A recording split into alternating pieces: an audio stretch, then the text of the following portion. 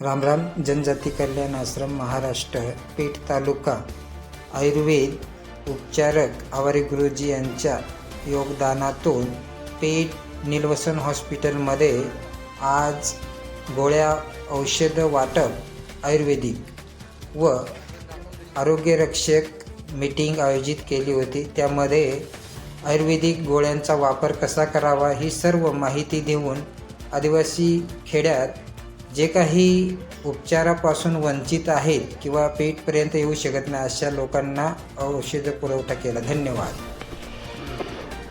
रामराम. आपण कल्याण आश्रमाचे जे काही विविध आयाम आहेत आणि जे काही खेडेगावात तालुक्यात उपक्रम राबवतो किंवा राबवले जातात त्या संदर्भात थोडक्यात आपण यांच्याकडून माहिती घेऊया. नमस्कार. आपण जनजाती कल्याण आश्रम मार्फत 14 आयामामध्ये काम करत असतो. त्याच्यापैकी श्रद्धा जागरण विषय आहे किंवा खेलकूद आहेत किंवा असे 14 आयामामध्ये आपण जे काम करत असतो. तर श्रद्धा जागरणचा विषय ह्या वर्षी आलेला आहे. तर आपण जवळपास 15 ते 16 प्रस्ताव आपण कल्याण आश्रमला दिलेले आहेत आणि मंदिरं जे काही ज्या ठिकाणी आवश्यकता आहे त्या ठिकाणी आपण मंदिरं बांधण्याचा प्रयत्न करत आहोत. त्याच्यानंतर आपण 1.5 ते 2 वर्षापूर्वी 3 ठिकाणी आपण मंदिरं बांधलेले आहेत. म्हणजे 2 फणसपाडा आणि महाविहार या ठिकाणी 2 मंदिरं पूर्णपणाने बांधून झालेले आहेत. कुठं जर आपल्याला मूर्तीचा विषय असला, ज्या ठिकाणी आवश्यकता असेल, मूर्ती नसेल तर त्या ठिकाणी कल्याण आश्रम मूर्तीची आपण मागणी केल्यानंतर मूर्तीचं लगेचच त्या गोष्टी होतात. त्याच्यानंतर आरोग्याचा विषय असेल, आरोग्याचं याच्यामध्ये एखादा पेशंट जास्त असेल तर ऑपरेशनसुद्धा केले जातं आहे.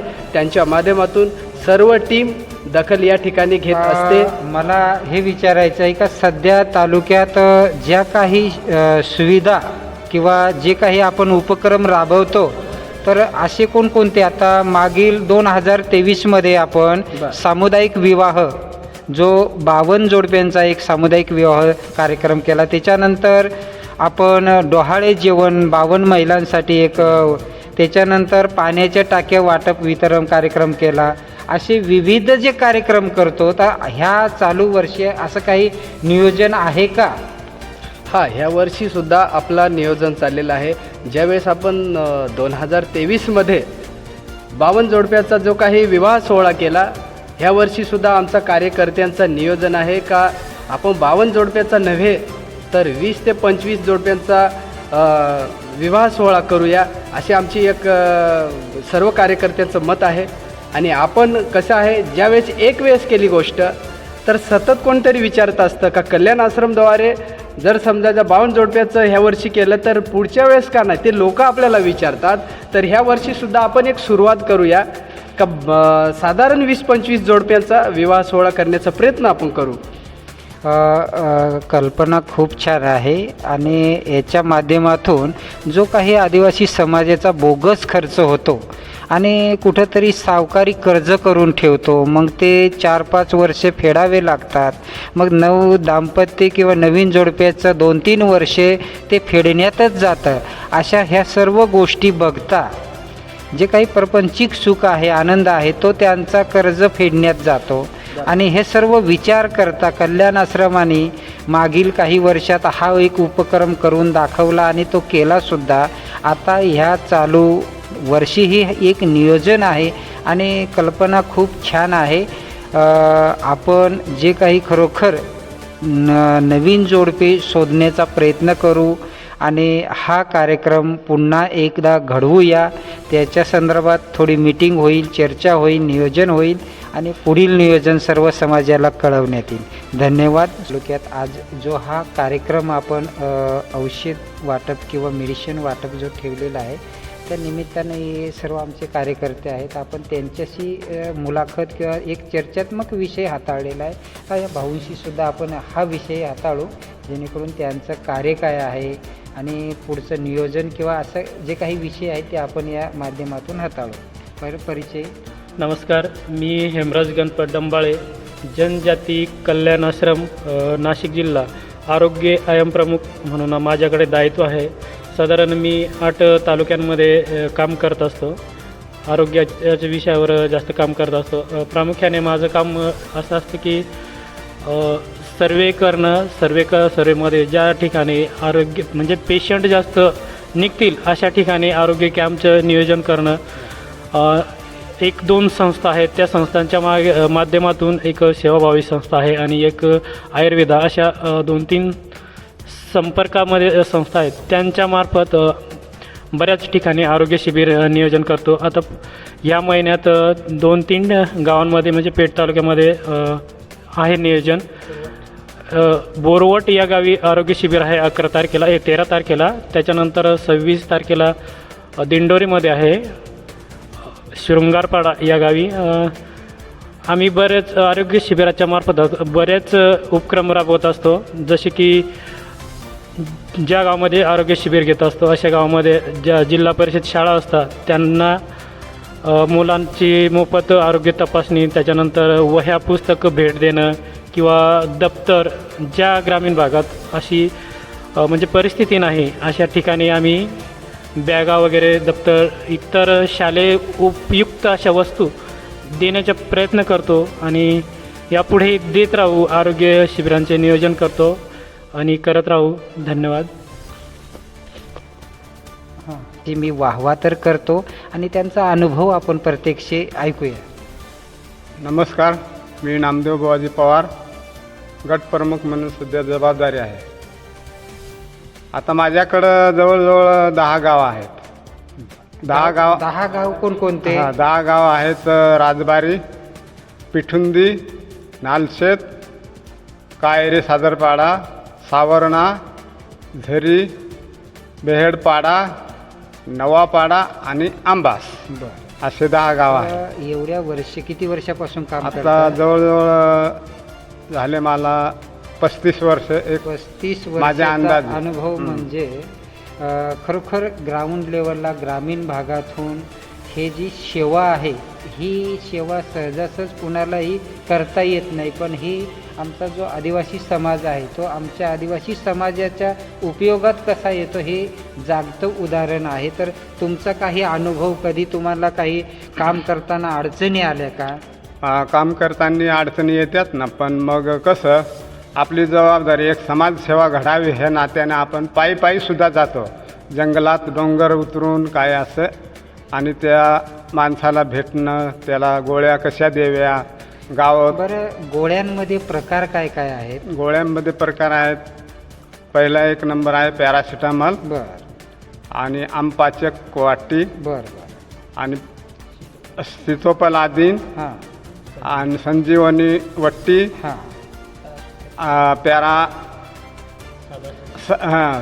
साधा शेखर. हां.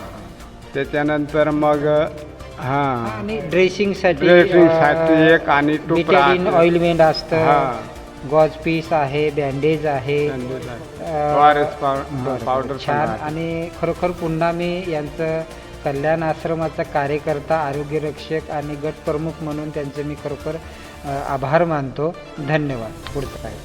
आणि माळेगावमध्ये मी माझ्याकडे 10 गाव आरोग्य रक्षक आहेत. 10 गावांना मी गोळ्या औषधा जसे तालुका प्रमुख, जिल्हा अधिकारी जसेपासून मिळवते माझ्याकडे, ते मी सर्व गावात जाऊन गोळ्या औषधं आरोग्य रक्षकाचे तिथपर्यंत पोहोचवतो. आणि त्यांना पण काही असेल इकडची तिकडची माहिती, तर ती माहिती थोडंफार जशी मला मिळाली पुढची माहिती तसं त्यांना मी माहिती देतो आणि वेळोवेळी त्यांना गोळ्या औषधं पुरवतो. तर मला जवळजवळ हे काम करण्यासाठी पहिला आरोग्य रक्षक म्हणून मी काम करत होतो. आता ते जागेवर मला गट प्रमुख दिला.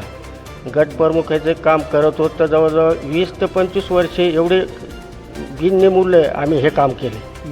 अभिनंदन तुमचं. आणि खरोखर मगाशी पण सांगितलं, आणि आमच्या समाजातील जी काही समाज सेवेचा हेतू धरून चालणारी जे काही माणसं आहेत, तर खरोखर एक समाजाला खूप मोठा आधार आहे.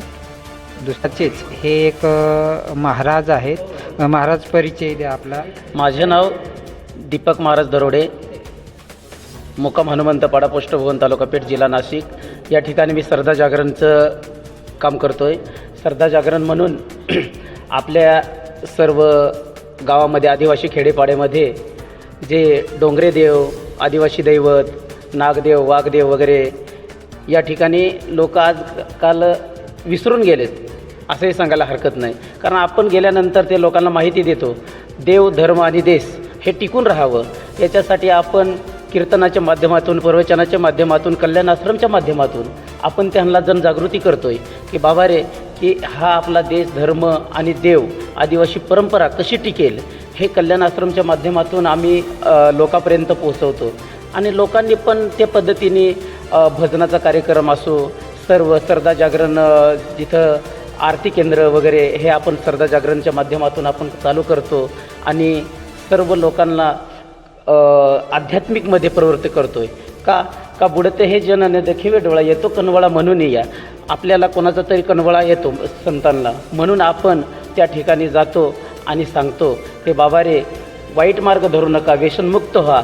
आणि जास्तीत जास्त आपल्या पेठ तालुक्यात म्हटलं तर जनजाती कल्याण आश्रम माध्यमातून जे काही विविध उपक्रम राबवले जातात त्या संदर्भात आज नीलवसन हॉस्पिटल पेठ येथे जी काही कार्यकर्ते, आरोग्यरक्षक, गटप्रमुख यांची एक छोटीशी मीटिंग होती. या मीटिंगमध्ये जे काही मेडिसिन आहे जे आरोग्यरक्षकांना देण्यात येतं, तर सर्वसाधारण आजचा जो हा कार्यक्रम मेडिसिन, औषध वाटप हा एक होता.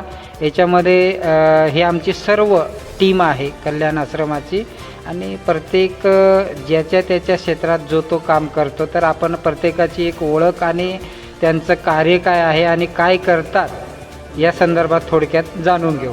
परिचय द्या. मी देवदास देशमुख, नाशिक जिल्हा संघटन मंत्री म्हणून जनजाती कल्याण आश्रम या संघटनेचा पूर्णवेळ कार्यकर्ता आहे. मी गेल्या कल्याण आश्रमचं 14 आयाम आहेत. तर त्या 14 आयामापैकी एक आरोग्य आयाम चालतो. तर त्या आरोग्य आयाम आपल्या पेठ तालुक्यामध्ये एकूण 55 आरोग्यरक्षक आहेत. म्हणजे 55 गावामध्ये आपण कार्य करतो आहे आणि इतर गावामध्ये आपण वेगवेगळे कार्य करतो. जसे हितरक्षाचे कामे, हितरक्षाचे म्हणजे लोकांचे जे हिताचे विषय आहेत ते हिताचे विषय घेऊन आपण त्यांना पूर्ण कागदपत्र आपण मिळवून देत असतो अनेक याच्या माध्यमातून. तर आपण आता मुख्य आजचा विषय आहे तो आरोग्यामध्ये आपण 5-7-8 प्रकारचे आपण औषध देतो. आयुर्वेदिक औषध असतं, फक्त एक ॲलोपॅथी म्हणून पॅरासिटामॉल आपण औषधं देतो. आणि जिथं गावामध्ये आरोग्याच्या सुविधा दूरवर आहेत अशा लोकांना आपण त्याच्या गावात एक प्राथमिक प्रशिक्षण देऊन त्यांना आरोग्याची पेटी देतो आणि त्या पेटीद्वारे आपण त्या गावातील लोकांना पूर्णपणे मोफत औषध देतो. आणि आपल्या गोळ्यांना औषधं 1-2 दिवसाचा उपचार देतो. आपण पुढील उपचारासाठी आपण त्या गावामध्ये आरोग्य कॅम्प देखील सुद्धा करत असतो. आणि त्या कॅम्पमधून लोकांना आपण जर त्याला मोठा काही आजार असेल तर ते पुढे आपण त्याची व्यवस्था करत असतो. बरोबर. म्हणजे पुढील उपचारासाठी RH किंवा जे काही सिव्हिल हॉस्पिटल इथे पुढील उपचारासाठी पाठवण्यात येतो. धन्यवाद. कल्याण आश्रमाचं जीही आपल्याकडे जबाबदार आहे त्या संदर्भात थोडक्यात आपण माहिती द्यावी. नमस्कार, मी कैलास गारे. माझ्याकडं पेठ तालुका प्रमुख म्हणून दायित्व आहे. जनजाती कल्याण आश्रम हे साखळी पद्धत आहे एक प्रकारची. कारण की असं आहे, आरोग्यरक्षक आहे हा गावामध्ये काम करत असतो, गटप्रमुख आहे हा 10 गावामध्ये त्याच्याकडे जबाबदारी असते आणि पेठ तालुका प्रमुख हा जो व्यक्ती आहे त्याच्याकडं जवळपास 55 आरोग्यरक्षक आहेत. त्यांच्यावर ते काम करत असतो.